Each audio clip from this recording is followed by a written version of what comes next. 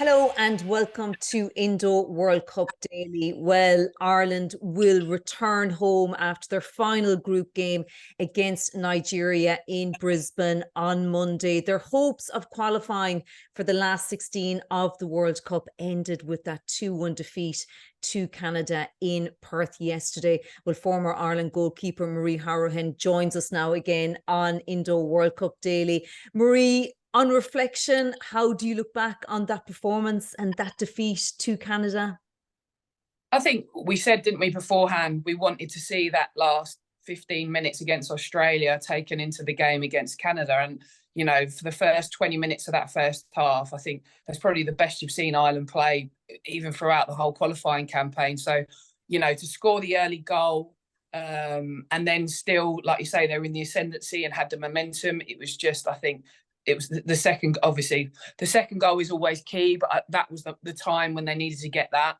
They needed to get that, you know, that 2-goal lead. And I think, like you said, Ireland are such a well-conditioned team that they would have been able to hold that out, having a 2-goal advantage. So for me, obviously, the sucker punch coming before half-time, it kind of, you know, we had a little bit of warning of that in the Australia game, because I think that sort of crosses, diagonal balls from wide areas has caused us a problem against Australia. And I think, again, you know, that was something that watching the game, I think Canada definitely highlighted. They kind of played with inverted wingers. So that was something that they were looking to do.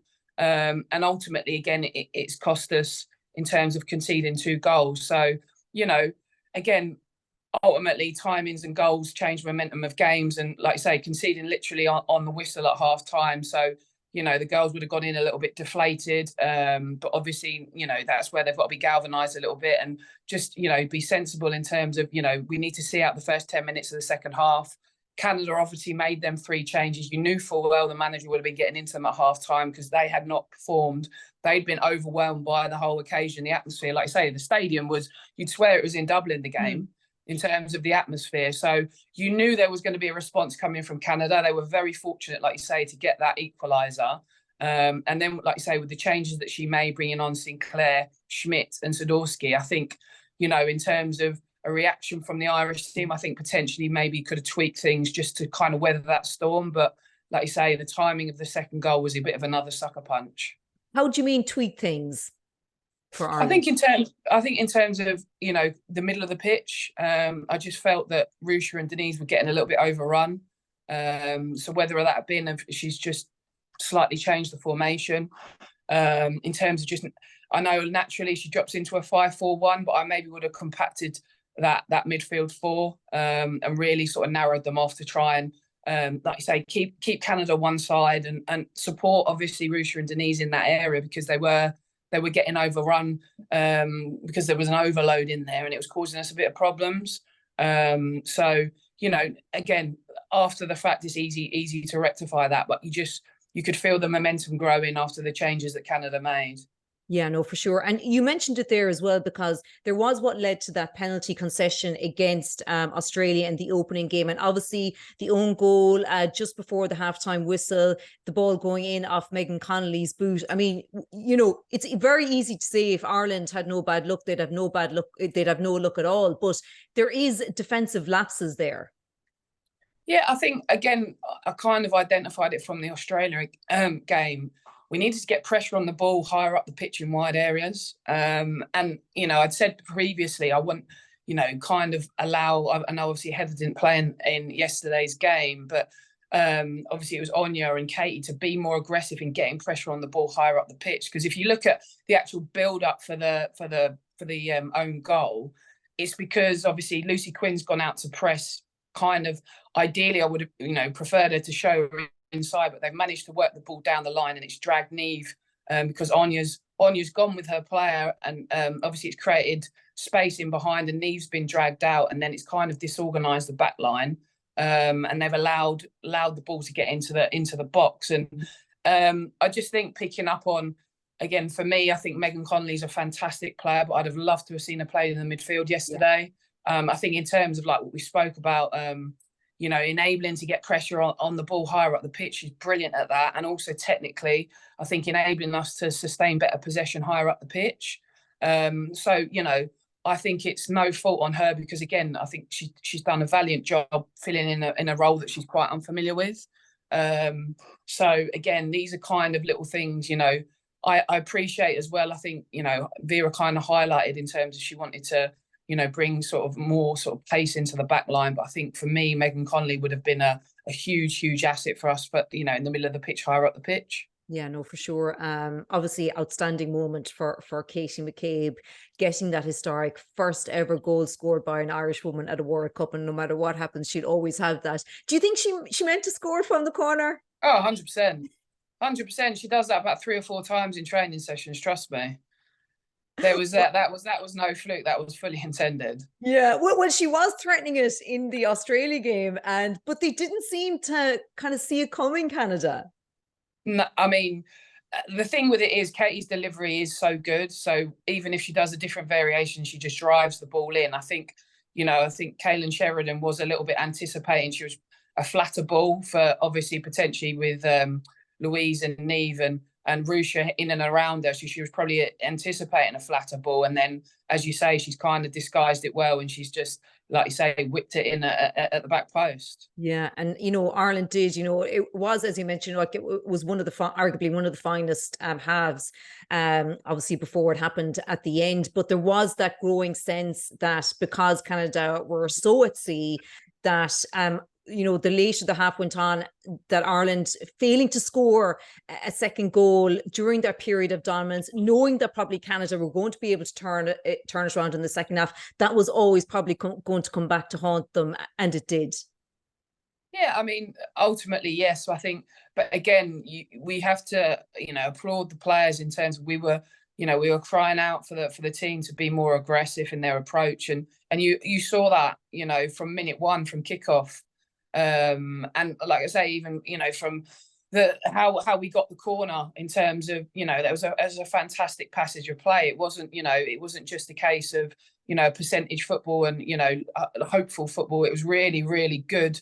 You know, from the Anya Play. O'Gorman's pass up, you know what I mean, that that got the corner, as Oh you say. yeah, Yes. absolutely, and that was fully intended. You could Yeah. see that was, you know, that was well rehearsed, and that for me is the thing, that, you know, there is capability there to do that, and I think just giving the players a little bit more license, and also, you know, they feel taking the shackles off a little bit, because, as I said, you've got some really good technicians in that team, that play obviously in you know, some of the top teams in the world. So, you know, we've got to take the positives from that fact. And going forward, I think as well, you know, in terms of the, you know, where Irish women's football is, I think it's in a very healthy position. Yeah, and I'm going to ask you about the subs Vera made just in a second. But do you think we saw the best of Ireland in this World Cup, or like was there more there?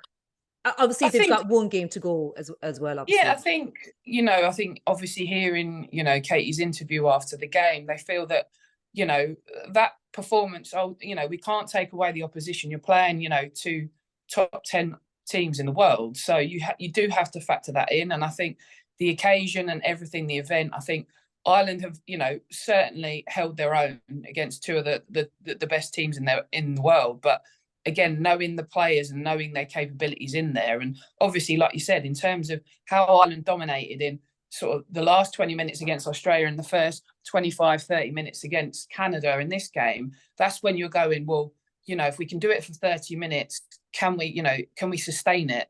So, you know, we have to look at other factors then of you know, potential reasons why that happens. Because for me, like I said, you know, we can be, you know, a top 15 nation, in my opinion.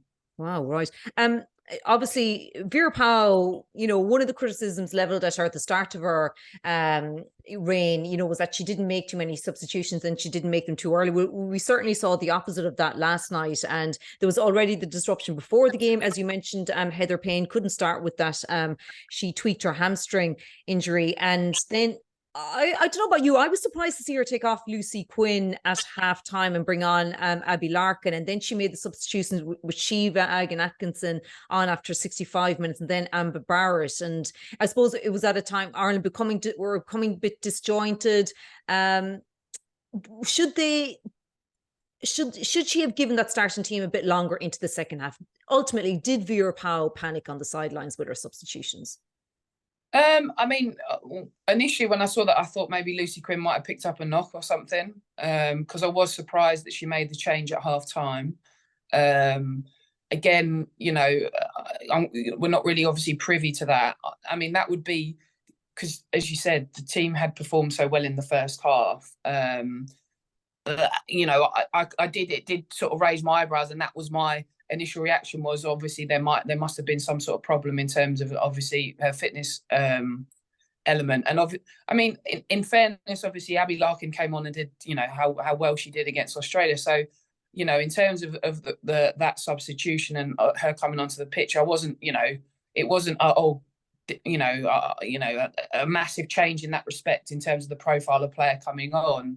I think obviously, a lot have been aimed at her in terms of, like you said, institutions in previous games. So, she's kind of, as she highlighted at the end of the game, she was like, we went into a 4-2-4 to finish the game to try and, change things and get that momentum back to win the game. So, you've got to credit her that, she had a contingency and she's gone for it.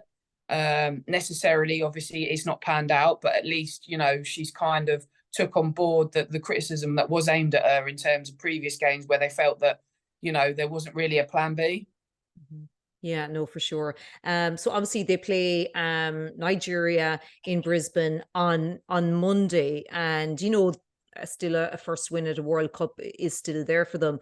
Will it be hard though, knowing that they've been eliminated now, to get their heads right? We'll see how Nigeria get on later this morning against Australia. Like what, how do you imagine it would be like for the players going into that group game knowing they can't progress to the last 16?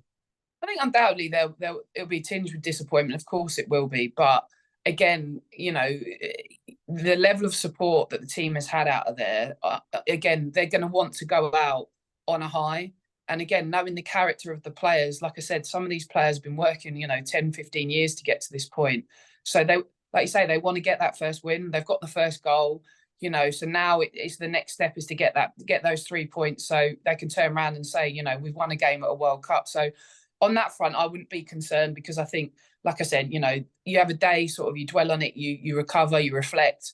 And then I've no doubt from tomorrow, it'll be full steam ahead for Nigeria, and all in their minds will be to go out and win the game and go out on high. Yeah. So overall, kind of, how would you sum it up? Obviously one game to play, but eliminated with one game to play. Overall, Marie, how would you sum up Ireland's World Cup? I think obviously it'd be tinged with a little bit of, sort of, if only, I think is the best way to describe it, because as you say, we've had flashes of what the team can achieve and how the team can perform.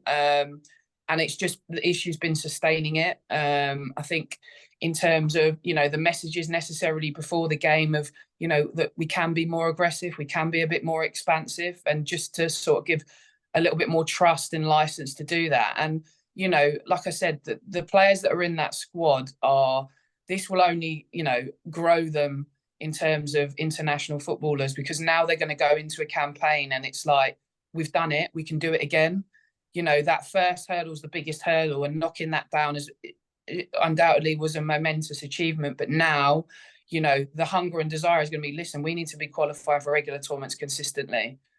So for me, obviously, it's going to be a little bit of, like you say, if only, but undoubtedly it's going to be used in a positive direction now, because this is the platform now that the Irish football's been craving for. That has now, we've got the interest, like you say, you've got the amount of players that are taking up the game now. So it's only going to go in one direction for me now, and this is just has been a little bit of the icing on the cake in terms of the over the last 3 years. But I think now it's we're going to see a massive transition in terms of the expectation of the team, and the demand, not only from within the team, but from outside of qualifying for major tournaments. No, for sure.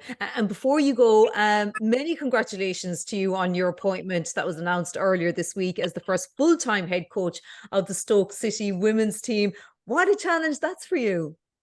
Yeah, it's a fantastic time to be coming into the football club, because not just only on the women's side, but on the men's side, there's exciting plans in place. There's a clear vision. And it's just fantastic to be part of a club that's so invested in the women's game now, but ultimately over a sustained period as well. There's a clear plan in place to progress the football club both on and off the pitch. And as you said, to be at the forefront of that and leading that is a really, really exciting challenge that I've been craving for and wanting for, and now I have the opportunity to do that. Yeah, and what do you imagine the biggest aspect of what lies before you, the biggest challenge do you think will be? Obviously, fundamentally, you're judged on results on the pitch first and foremost. Your team's, transition now to being fully semi-professional. So in the immediate short-term future, it's going to be results. Obviously, we're in an extremely competitive league, obviously with Newcastle coming in now and they're fully professional. So, the eyes are going to be on the football club now because, like you said, the level of investment's increased. So in the short term, it is undoubtedly, we need to be up in the top echelons of the league and competing to win the league. But then in the long term, it is to put a sustained structure in place behind the scenes so that you've got a clear pathway in producing players. And that for me is one thing that I'm incredibly excited about, because I think, with the level of investment that is put in the game, this is what it's all about, is now giving 8-9-year-olds the opportunity to come all the way through a system to become a professional footballer. Oh, it's fantastic. Congratulations and the best of luck to you, Marie. And thank you for joining us on Indo World Cup Daily. Brilliant, no problem.